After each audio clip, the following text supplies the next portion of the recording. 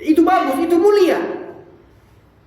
Dan perlu memang dikejar sebagai bentuk kehormatan keluarga kita. Tapi jangan lupa bahwasanya hari ini tanamkan Al-Quran ke anak-anak kita. Demi Allah Pak, kami di Sudan banyak dosen-dosen di kampus, dosen kedokteran, dosen ilmu teknik, dosen ekonomi, dosen kesehatan. Demi Allah penghafal Al-Quran. Wallahi, seandainya bukan karena sudah itu perang, maka kami punya mau selalu muadalah. Bagaimana dosen-dosen kami itu bisa kami datangkan ke Indonesia. Orang-orang hebat. Hari ini Pak, kenapa Indonesia dengan Islam yang sangat luar biasa ini, kita tidak meyakini Al-Quran adalah mukjizat. Al-Quran kita hanya mengatakan, oh nanti dibaca ketika Ramadan, oh nanti dibaca, nanti cukup anak dipelajari TPQ saja, cukup dipelajari di TPQ saja. Padahal Al-Quran, subhanallah, banyak orang-orang masuk Islam dari yang tidak mengenal agama Islam karena Al-Quran. Bukan karena ceramahnya Ustadz ini, bukan karena ceramahnya Ustadz, kadang karena penelitian sederhana. Ada kisah, tapi waktu sangat sempit. Ada kisah yang sempat viral di TikTok itu. Seorang dokter masuk Islam hanya gara-gara air Zam-Zam. Air Zam-Zam. Penyakit kronis, tidak ada lagi obatnya. Kanker stadium 100. Sudah tidak ada lagi obatnya kalau kita bicara kanker. Itu subhanallah. Mungkin sudah kedokteran selevel internasional yang baru bisa mengangkat itu. Tapi istiqamah, dia berdoa. Setelah itu dia minum air Zam-Zam. Setelah di-scan, kankernya tuh hilang. Akhirnya dari mana air Zam-Zam? Akhirnya mereka mulai mengenal apa itu Islam. Subhanallah, masuk Islam. Banyak sekali. Termasuk Ustadz kita, tokoh kita, almarhum Ustadz Yahya Waloni. Subhanallah. Ya, beliau dipanggil oleh Allah Subhanahu wa taala di tempat yang terbaik, di hari yang terbaik, di posisi yang terbaik. Hari apa? Hari Jumat. Idul apa? Idul Adha. Apa? Di mana? Di bukan soft pertama, di mimbar. Saya tanya Bapak dan Ibu sekalian, di mana tempat terbaik di Losari? Di Ujung Gede. Masjid. Tempat terbaik di masjid di mana? Tempatnya imam, bukan di soft pertama. Subhanallah. Masuk Islam. Kalau kita lihat bagaimana orang-orang yang mu'allaf itu memeluk Islam, orang-orang yang hari ini dan hari terlihat Pak. Ya, terlihat di Inggris, terlihat di Jepang. Pelan-pelan saudara-saudara kita hari ini di Jepang, banyaknya di sana hari ini free chill. Ada sebuah tren sekarang di Jepang itu free chill. Mereka tidak mau beranak. Mereka tidak mau punya keluarga, tidak mau anak. Menikah saja tidak mau punya anak. Tapi ketika belajar Islam, Islam memberikan ketenangan, Islam selalu selaras dengan fitrah manusia dan logika manusia. Ya, orang mau cari ketenangan, cari Islam, bukan pergi ke gunung.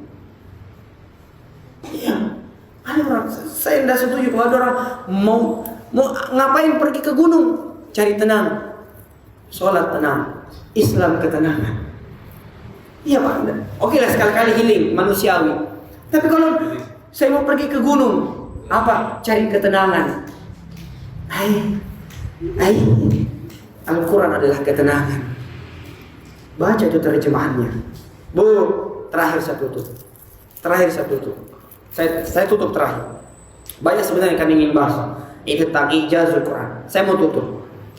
Bapak-bapak, ibu-ibu yang anaknya kuliah, atau bapak-bapak yang pernah kuliah, pasti pernah menulis sebuah skripsi. Benar tidak? S2 tesis, S3 disertasi. Skripsi, tesis, disertasi S3. Biasa kalau orang menulis disertasi, yang paling sederhana skripsi lah, anak S1.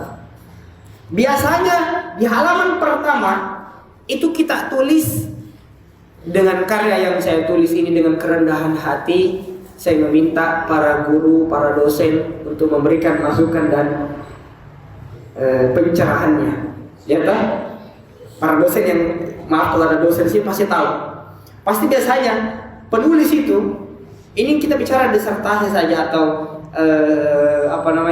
tesis atau yang berhubungan lah, atau orang menulis biasanya di mukadimah ditulis dengan kerendahan hati, saya menulis buku ini penuh dengan kekurangan, ya kan? Kalau ada kesalahan, kami menerima masukan dan saran. Silahkan cek di nomor yang ada di bawah, atau silahkan cek Instagram, TikTok yang ada di bawah ini. Biasanya seperti itu, hampir semua disertasi, tesis, skripsi seperti itu, atau tulisan-tulisan yang sudah dijilid bukukan itu yang tersebar di mana-mana, biasanya dibuka di halaman pertama, kedua itu ditulis seperti itu. Coba Pak Al-Quran.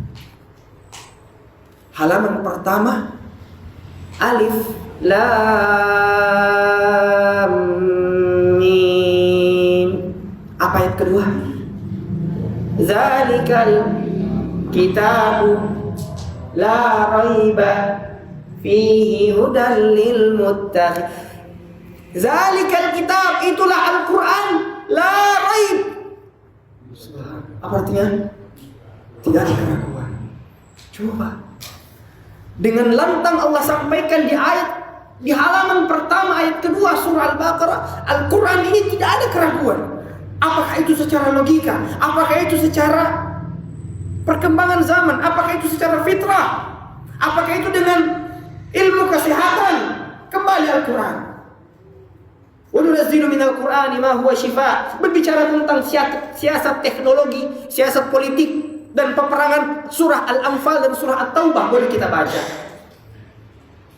Ya. Berbicara tentang apalagi hutang piutang, ada di akhir surah Al-Baqarah. Berbicara tentang perempuan, ada di surah An-Nisa, ada di awal di juz 2 surah Al-Baqarah, ada di surah At-Taghabun. Apalagi berbicara tentang keluarga, tentang sejarah, tentang apapun, Quran solusi. Maka jamaah sekalian, aib hari ini jangan sampai anak-anak kita pergi les bahasa Inggris, saya biayai kamu 1 juta, pergi sana les sempoa matematika, jadi kamu pegawai negeri yang hebat, kebanggaan keluarga.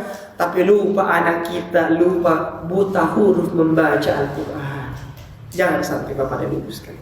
Kalau hari ini kita terlambat membaca Al-Quran karena sibuk kerja, cari nafkah, maka jangan sampai anak-anak kita, pemuda-pemuda kita jauh daripada Al-Quran, yang tentunya dengan itu kita bisa menjauhkan kita daripada keluarga yang sakinah, mawaddah, warahmah. Ya, maka jamaah sekalian Bapak dan Ibu dimuliakan Allah, sekira cukup. Iya, sekira cukup apa yang kami ingin sampaikan. Ini hanya sebuah nasihat singkat. Berbicara tentang Al-Quran tentu butuh waktu yang sangat panjang. Kami kemarin waktu pulang kampung ke Makassar, ngantar ibu ke Jakarta untuk mengikuti satu muktamar nasional.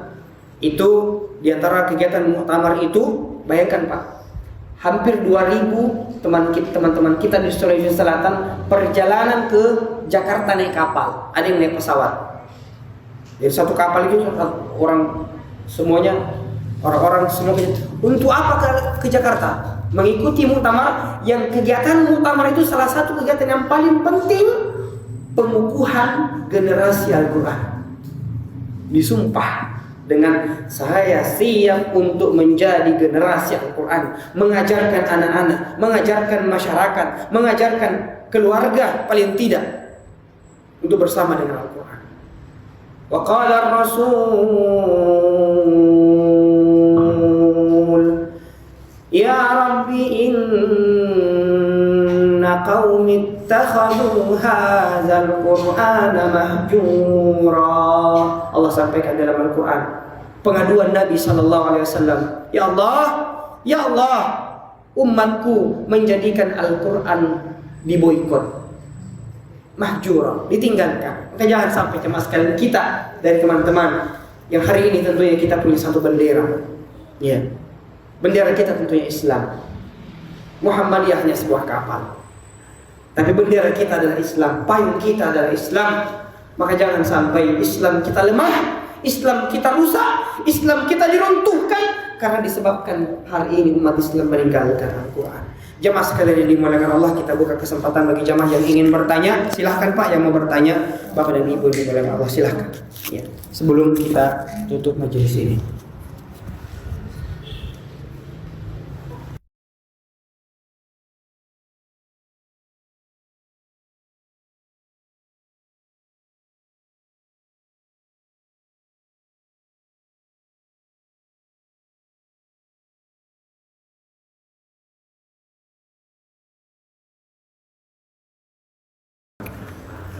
Assalamualaikum warahmatullahi wabarakatuh.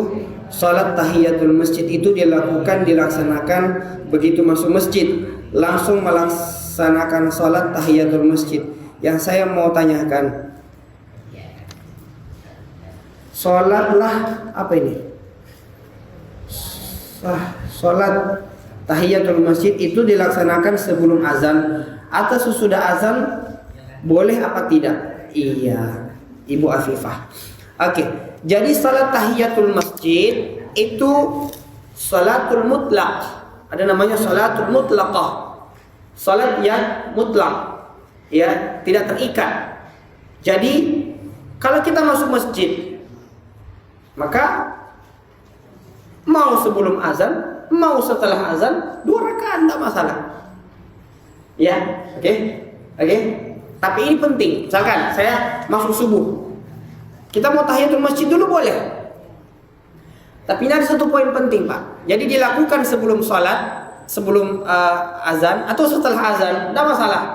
Atau bahkan misalkan kita masuk, tidak ikut berjamaah, sholat 2 rakaat dulu tahiyatul masjid, tidak masalah. Tapi ini ada satu poin yang mungkin hari ini umat Islam terlupakan. Banyak kita terlupakan. Boleh menggabungkan niat sunnah. Boleh menggabungkan 2 niat dalam satu ibadah. Contoh, saya masuk salat subuh 2 rakaat sebelum fajar atau setelah azan.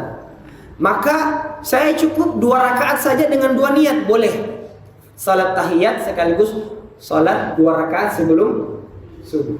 Seperti contoh juga, misalkan puasa Senin bertepatan dengan Ayyamul Bid, maka boleh niatkan. Bahkan boleh diniatkan 3 kalau bertepatan itu dengan misalkan puasa Syawal. Misalkan hari Syawal bertepatan hari Senin, bertepatan juga Ayyamul Bid, maka boleh diniatkan dengan 3 niat. Itu boleh. Iya, itu boleh. Dan salat tahiyatul masjid itu bisa dilaksanakan di kapan saja yang tidak terikat dengan waktu. Tapi tentunya ada 3 waktu diharamkan untuk sholat. Ada yang bisa jawab? Saya kasih ini. Ada. Siapa yang bisa jawab? Ada 3 waktu diharamkan kita sholat. Bukan. Setelah asar masih bisa sholat tahiyatul masjid.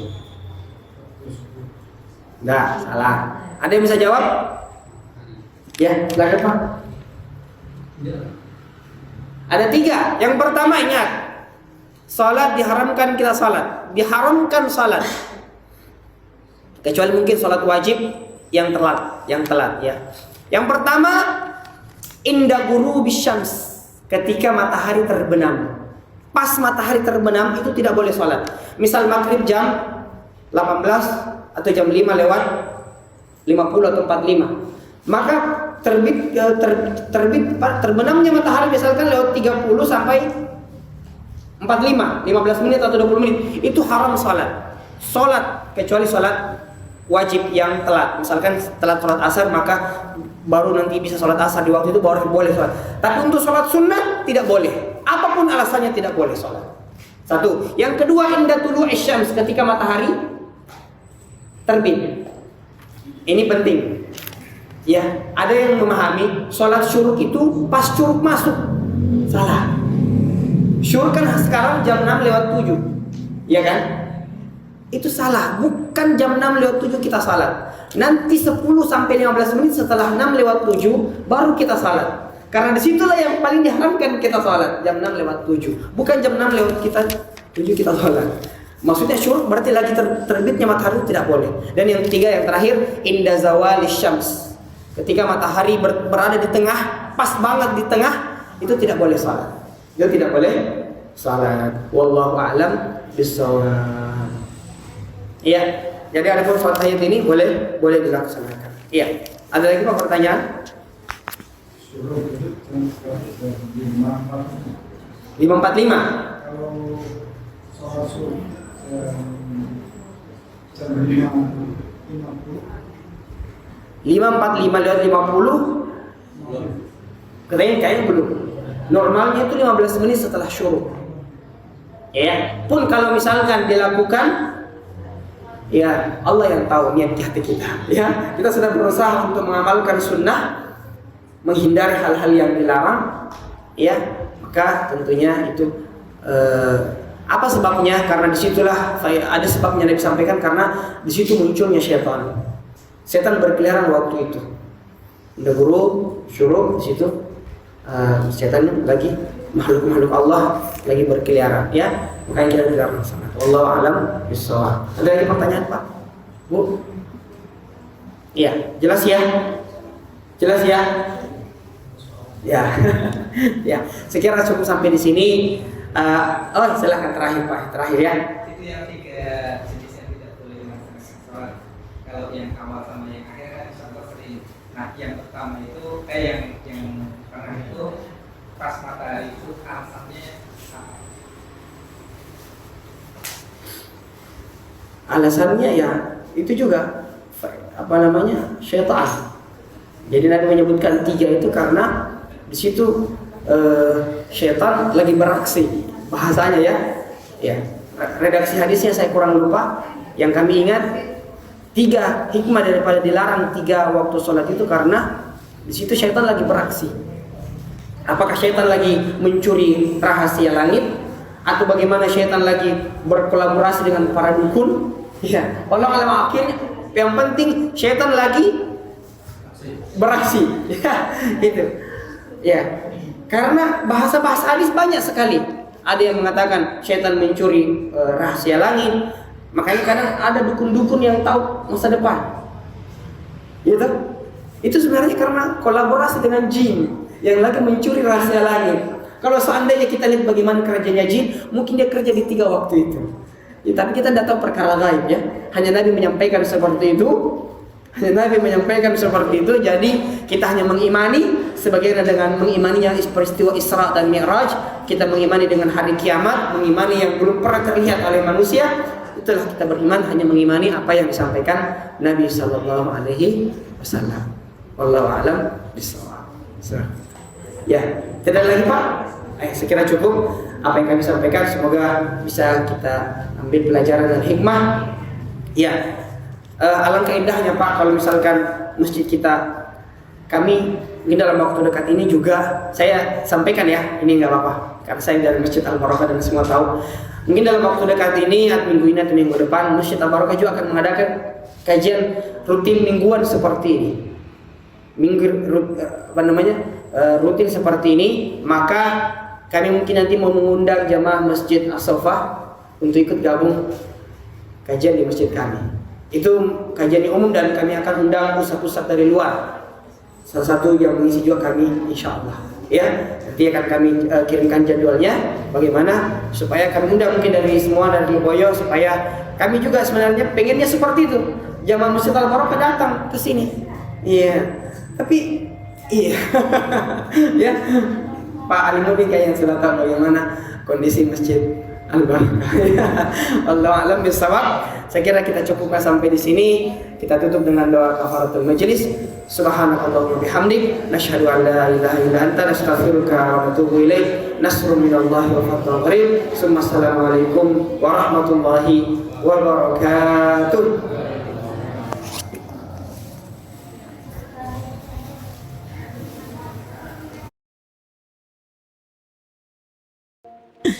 Dan sekarang